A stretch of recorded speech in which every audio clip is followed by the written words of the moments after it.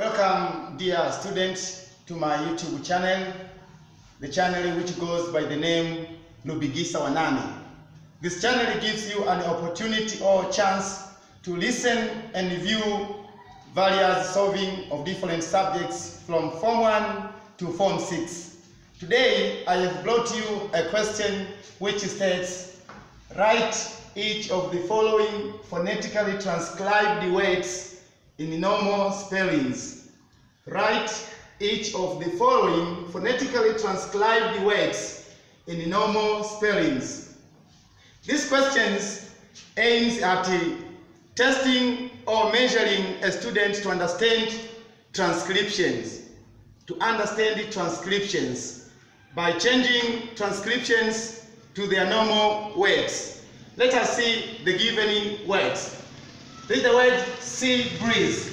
The sea breeze, its normal words or little words should be sea breeze.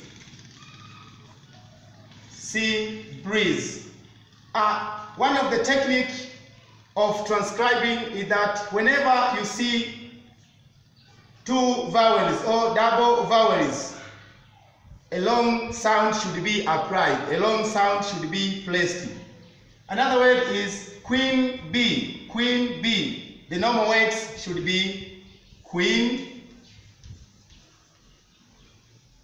bee.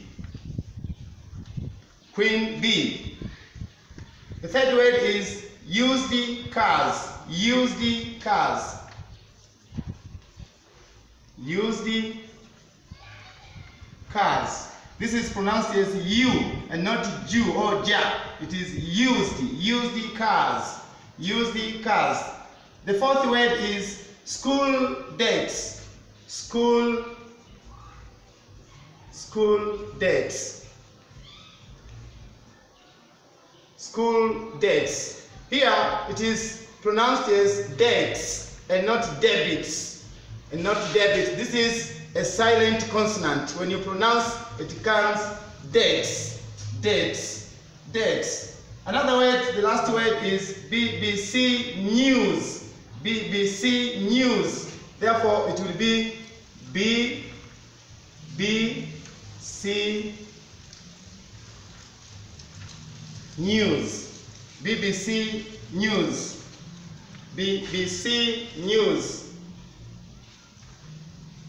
From that point, I thank you very much for watching me, and I welcome you so much. When you view this channel, don't forget to subscribe so that you can be the first person to get informed on the posted questions. There are many questions which will be posted into this channel. Thank you.